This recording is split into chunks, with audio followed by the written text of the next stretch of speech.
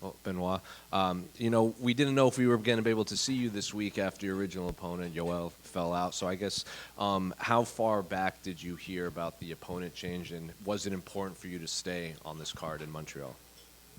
Yeah, the most important thing for me was to I'm here to I'm ready for a fight, and I really wanted to fight here in Quebec. I love the fact that it's the home soils of so many champions like GSP. There is Manon Fiorot who can become the first undisputed French champion, and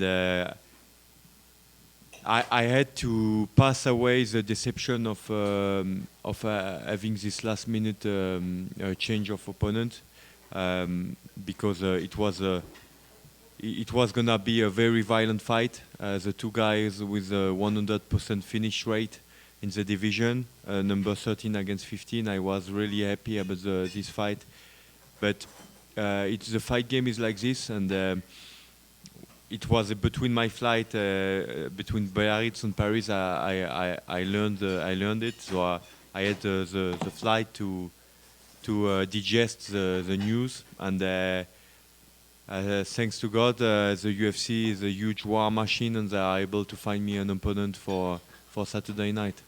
Did it matter who you fought? Because I'm sure you've seen Gamrot say you turned down the fight against him on last minute. Did the UFC offer any other opponents besides Kyle? I think everybody knows me now. I think if he could have done it in Montreal, you all know it was gonna happen. But what I wanted to do is fight in Montreal. So waiting 3 weeks or 1 month to have another opponent is an option we could have had, I think. But I didn't even discuss discussed it with my manager, because I told him I'm ready. I'm fighting. And, if the UFC wants to fight me to fight Gamrot in 2 weeks, I will do my job on Saturday night, and I will be there in 2 weeks. No, don't worry about it. But no, I'm concentrating on my opponent and on fighting this Saturday. I came here for that. I came here in Montreal to have a fight. So if you cannot fight on Saturday night, you are not welcome. But I can come on your card. No, don't worry. And your current opponent, Kyle, have you had any opportunity to watch any of his previous fights? I know he was in the UFC earlier. He was 0-2, and now he's back. So what do you make of his skill set, or have you not had the time to watch his fights? Yeah. We have watched his fight because that's something I didn't do before having a new head coach. Now I have a head coach. I'm only concentrate on fighting, and I'm don't do the general work no more. So we watch the fight and we study our opponent. It's a huge lesson we have learned, and he's a tough guy. He hasn't been finished since 2013 against Kevin Lee, so he's a tough opponent because he only loses by decision since this period, and he's a really experienced guy. Yes, he didn't go his way during the fights in the UFC, but it was a good opposition. And I watched the fight; it's close. He has a lot of weapons, and it's a tough opponent. And you know, in this division, there is a lot of well-rounded and experienced fighter. You cannot underestimate anybody. He never made this mistake, and I'm gonna have a war with Kyle on Saturday night, and I'm getting ready for him. I'm only focused on Kyle Prepolec right now. He's my only focus. Just last one for me, because you know you brought it up. You have the 100% finish rate. Joel had a 100% finish rate. Kyle hasn't been finished in a long time. I feel like fans have this high expectation of your fights to always be violent, like they just want blood and war when you fight. How do you find the balance in, you know, giving these fans these exciting fights, but also making sure that you can come out on top and, you know, not overly damaged? Tough question. If you like tough fights and you like violence, it's what's gonna happen, you know. And you don't get any scrambled eggs without doing your homework. So it's part of the job and the journey um, as a as my type of fighter and as what I want to produce inside the cage. Hey Benoit, I have three questions for you. First one in French for the French audience. Ton adversaire est dans une position que tu connais, c'est la position à laquelle tu étais quand tu es rentré à l'UFC. Tu es ultra favori sur le papier, mais est-ce que le fait que tu t'es retrouvé dans sa situation, ça te donne entre guillemets un avantage pour ne pas le sous-estimer et prendre ce genre de combattant très très au sérieux malgré ce que peut indiquer les odds et les analystes? Non, je le prends très au sérieux. Hein. C'est un combattant qui est en France, qui ferait partie des mieux classés chez les lightweight mondialement. C'est quelqu'un qui est solide, qui a une vraie expérience. Nicolas le compare un peu au Michael Lebou canadien. C'est un peu le cas. C'est un mec qui tape tous les prospects canadiens qui sont aux portes de l'UFC et qui se positionne toujours comme potentiel revenant pour cette organisation. Là, il a cette opportunité. On est tous arrivés à l'UFC comme ça, quasiment, avec une opportunité qui nous a été donnée, en étant prêts et préparés. Il devait faire le main event de l'orga, une grosse orga locale. Ça rappelle des choses qui sont déjà arrivées en France, donc à ne pas sous-estimer. I switch in English. There is a lot of noise around you the last years. Simple question, how do you feel technically and personally today with all the changements you've done? I feel a lot better because after the Dustin Poirier fight, it was hard for me to take lessons because it was in special conditions.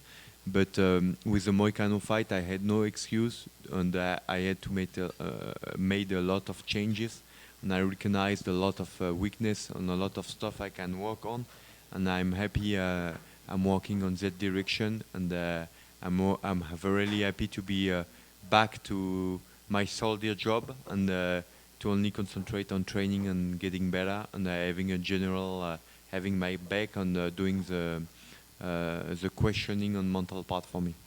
And last one for me, do you have something special in mind, or with the changement of opponents, it's a question of imposing your style in the cage, or with your new coach Nicolas Hotz, you plan something, without saying it, do you plan something special, or do you just want to go there and impose the BSD style? That's a hard question, but I think every fighter wants always to use his style to get the win. So I would say it's a mix of all of that, and the most important is to be proud of what you produce inside the cage and to get your hand raised. Thank you very much and good luck. Benoit, right here. Right here. Benoit, obviously your last two fights haven't gone your way. Difficult loss against Dustin Poirier first. The fight that you were doing very well in the early stages, and it didn't go your way. And then again last time out against Renato Moicano, a doctor stoppage, a disappointing way for that fight to end in France, in your home country. Fights like this, wanting to be on this Montreal card, was this part of the reason why you wanted to pick yourself up, get on this card, and kind of get back into the win column again? Yeah, I wanted. I had a lot of change to make after the Moicano fight. I made them. I have a head coach for the MMA part, stuff I didn't had for a long time, and it make a lot of good to me, because I concentrate on the training part and getting a better fighter. And yes, Joel Alvarez fight was a huge fight to make a statement and to come back. And we trained hard for this. We came here in Montreal for a fight. Obviously, the Joel Alvarez fight was a fight that a lot of fans were excited about. I'm sure you were excited about that fight as well. Is that something that you would like to revisit now, or you believe with a win you're going to push on up into the top 10 and challenge an opponent up there? I don't like to make plans before anything is done, and you have to respect this game. And I have a tough opponent ahead of me on Saturday night, and I expect to do my job on Saturday night. And if it's the case, don't worry, I will let the news. Thank you. Benoit right here. How did you wind up being your own coach for so long? And, what made Nicholas the right choice to be the general for you?